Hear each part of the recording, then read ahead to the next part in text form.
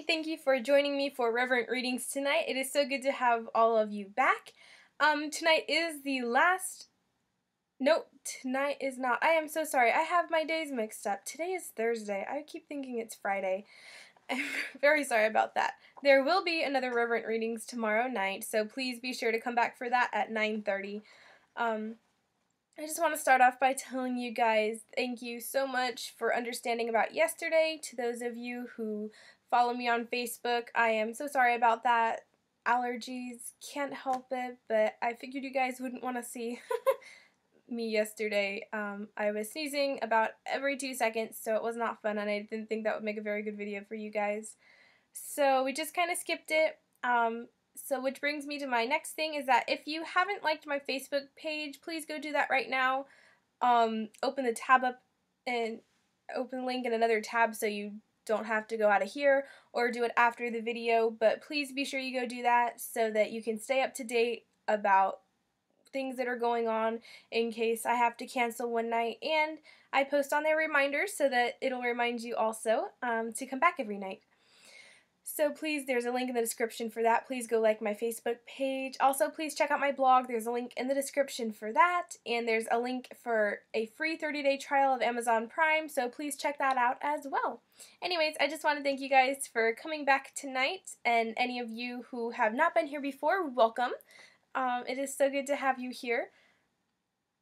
So, after the reading, for those of you who have not been here before, that I invite you all to, at any time during the video, if you would like to, or you can do it after the video, to please chat with me using the chat box on the right-hand side of your screen.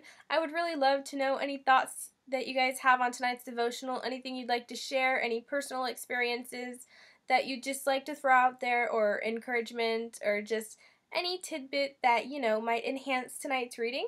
I always share my thoughts at the end of the video, but I would love to hear your guys' too. And if you're not watching this video live, you can do anything you'd like to say down in the comment section below.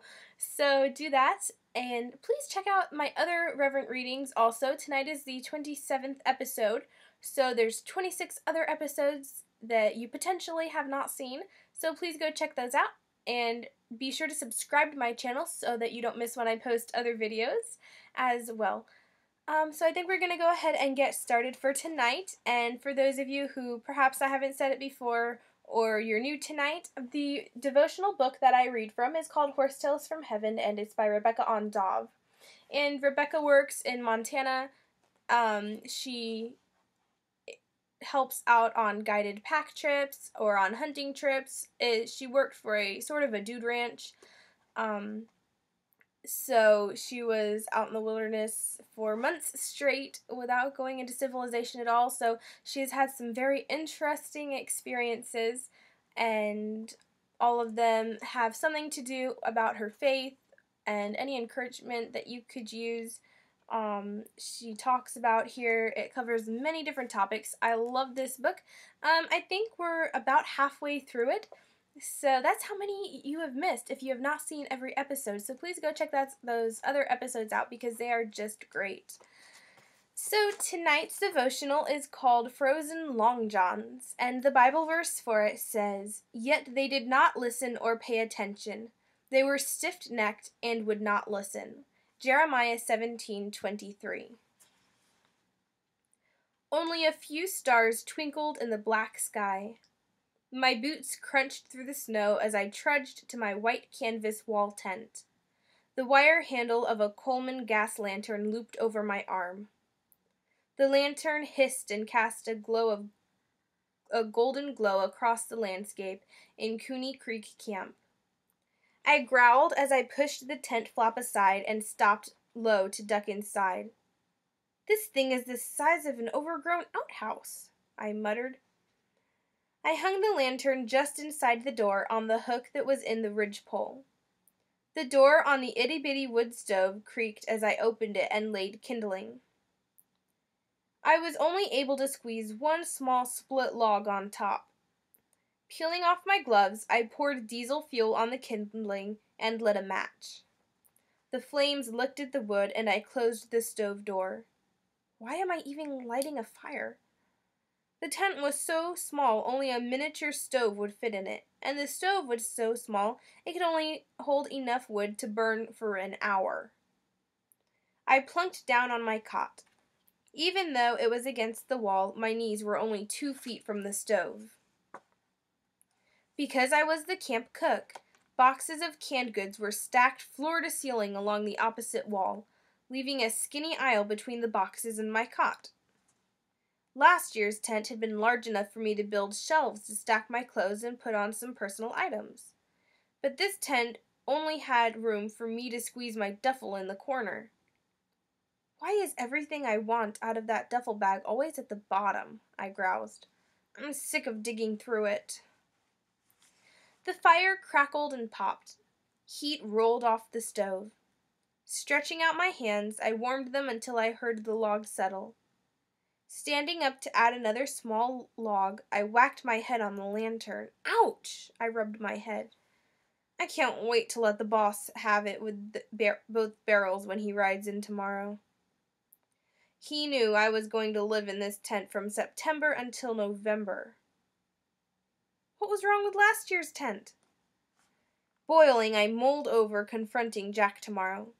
He'd been guiding out of a different hunting camp for the last month and a half, so I hadn't seen him since I got here. I slammed a log into the stove and closed down the damper. In an hour, when the fire went out, the temperature in the tent would plummet to match the outside temperature. Tonight it would get down to 10 degrees. Worse yet, I'd gotten frostbite on my face, fingers, and toes so many times that I couldn't keep them warm enough to not hurt. Often I'd get so cold my bones would ache. I'd better bundle up. I stood over my duffel and dug clothes out like a dog digging under a fence. Long john pants, 2 pairs of wool socks, sweatpants, long john top, turtleneck, wool scarf, wool sweater, and a wool stocking cap. This is ridiculous. Jack could have chosen a decent-sized tent for me. I felt like I was being punished. After bundling up into the size of an abominable snowman, I crawled into my red mummy sleeping bag that was ruffled into another sleeping bag and covered with a canvas tarp. I drew the second sleeping bag and canvas over my head to keep my nose from being frostbitten. For extra measure, I pulled the drawstring of my mummy bag tight. The bag wrapped around my head like a hood, leaving a tiny hole for my nose and mouth. In minutes, I drifted off to sleep. At 4 o'clock, the alarm blared. I quickly reached my arm out of the warm sleeping bag, slapped the snooze bar, and burrowed into the bottom of the heap. A cold draft blasted into my sleeping bag. Brrr! I cringed as I thought about jumping out of the bed to cook breakfast for the 6 ravenous hunters and 3 guides. If I were in one of those spacious crew tents, my stove would still be burning and it'd be warm. The alarm clock beeped again. I smacked it off. Now or never. I flicked on my flashlight, slipped my feet into my winter boots, and leaped for my jacket that was hanging on a nail by the doorpost. When I stood up, I smacked my head on the Coleman lantern again. Dumb tent, dumb boss. I lifted the lantern off the hook. The metal was so cold it burned my hands when I pumped it up to pressure. My icy fingers fumbled with a match, and the lantern hissed to life. Gratefully, I buried my hands into wool mittens and wrestled my way through the itty-bitty tent door. Smoke from the wood stoves in the guest tents hung in the air as I crunched through the snow to the cook tent. Must be nice to sleep in a warm place. Everything in the cook tent was frigid. I laid the kindling in the stove as quickly as I could and struck the match. While frying bacon, I held my hands over the heat to warm them, but they didn't thaw out until the large pot of coffee came to a boil. By the time I tossed breakfast together, sent the hunters out the door with sack lunches, and washed the dishes, the sun was poking over the mountain and turning the valley into a winter wonderland. Frost coated every needle on the pine trees. Each twig of the willows dripped with crystals. There wasn't a cloud in the blue sky, and the sun radiated off the snow. A perfect day for a horseback ride. But there's one thing I have to do first. I trudged to my tent. Squeezing through the door, I pulled my spare long johns out of the dirty clothes bag. It was going to warm up this afternoon, maybe even get in the 40s. It would be my last chance to wash and hang the long johns outside to dry. If I had last year's tent, I could have hung them inside to dry. But not this tent. There's no room. They'd drip all over my sleeping bags. I swished them in a washpan, wrung them out, and hung them to dry on a clothesline strung between two trees behind my tent so they'd be out of sight. Then I raced down to the corral. Tsar hung his head over a fence and nickered to me. I rubbed the star on his head. "Are you ready for a ride?" I slid between the wooden rails and bridled him. After cinching on the saddle, I swung up and we headed down the trail. The sun's rays glittered from the snowflakes. The fresh scent of clean air laden with snow rolled off the peaks. Frost fell from twigs and lazily drifted onto the trail. As peaceful as it looked, I didn't enjoy it. Instead, I was rehearsing the venomous words I would spew at my boss. Maybe I could sneak in a sarcastic comment like, "Are the miniature tents only for cooks?" I leaned forward and rubbed Star's neck. "What do you think? He's made my life miserable all fall with that itty-bitty soul of a tent. Tonight I'll see him for the first time." I raised my eyebrows and lowered my voice. "Since that dastardly deed." I mulled over what to say until we rode back into camp. All afternoon, while chopping kindling and refueling the gas lanterns, I honed my speech. The opportunity arose after dinner. The guests had stuffed themselves and filtered back to their nice warm tents. I stood in the cook tent stacking dirty dishes. The guides and Jack sat at the plank table drinking coffee and studying hunting maps while discussing tomorrow's game plan. When they finished, Jack picked up their coffee cups and set them on the counter. He ran his fingers through his white hair and asked, "Rebecca, how have you been doing? The hunters have been raving about your cooking." I looked at my boots. I've really enjoyed the hunters, but the first few hunts I got incredibly exhausted. I had to wake up every couple hours to stoke that silly little wood stove. I took a deep breath and blurted, "The tent's way too small. I feel like a caged rat. What's wrong with last year's tent?" Jack frowned. The day we were packing the gear, I pulled it off the shelf and discovered that over the winter it had rotted.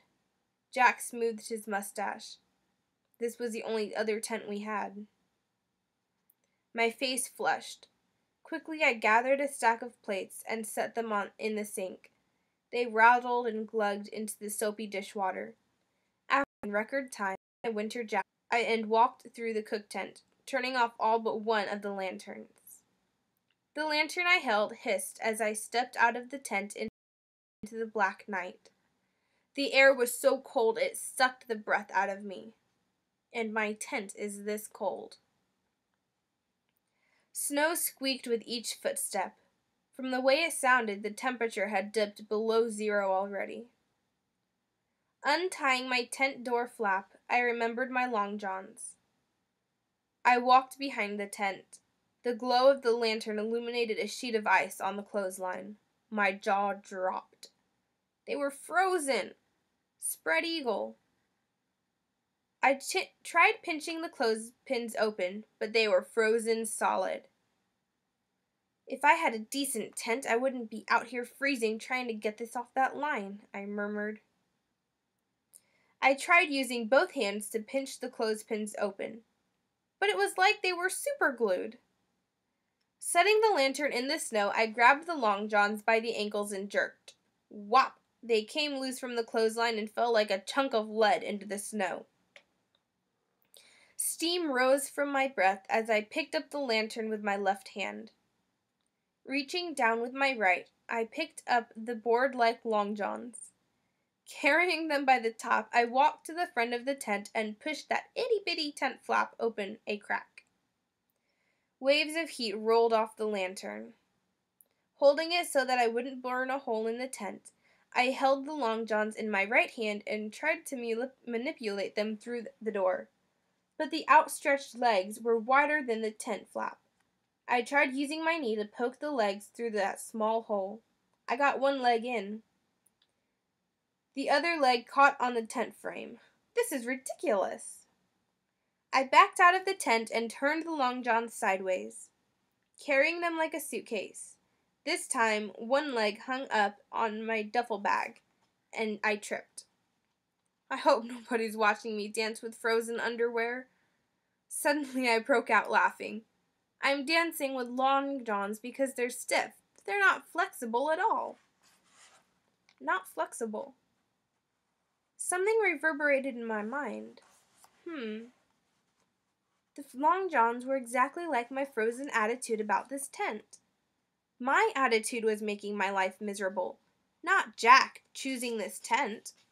He wasn't punishing me. It was the only tent available. Instead of immediately taking offense, I could have chosen to believe the best about the situation. I could have been grateful that I had my own tent, rather than the other option of sleeping in the cook tent and not having any privacy.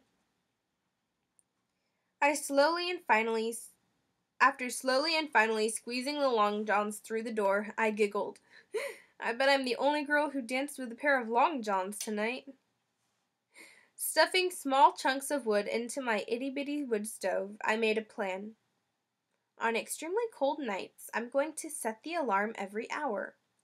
I might be exhausted in the morning, but it's going to work out just fine. Lord, when I'm in a challenging situation, please remind me to look for the solution rather than wallowing in perceived offenses. Amen. I hope you guys enjoyed tonight's devotional. If you did, please give this video a thumbs up. And please be sure to share your thoughts with me, anything you'd like to add to tonight's reading using the chat box on the right-hand side of your screen or by using the comment section down below if you are not watching this video live. I would love to hear from you guys, anything you guys would like to add to tonight. I only have one thought, and that is that this story reminds me so much of a Christian comedian that my family likes to watch. Her name is Jeannie Robertson. If you have not watched any of her videos, search her on YouTube. Her videos are hilarious. But more than that, her stories that she tells are true. But they're so funny because her motto in life is to look for the humor in things. Don't always look at how bad the situation is. Try and find some humor in it. Because when you can find some humor in it and you wind up laughing, it makes the situation a whole lot better than if you just complain about it. So that's my encouragement and advice to you guys tonight, is to, whatever happens in life, look for the humor in it. Because in most bad situations, there is something funny about it.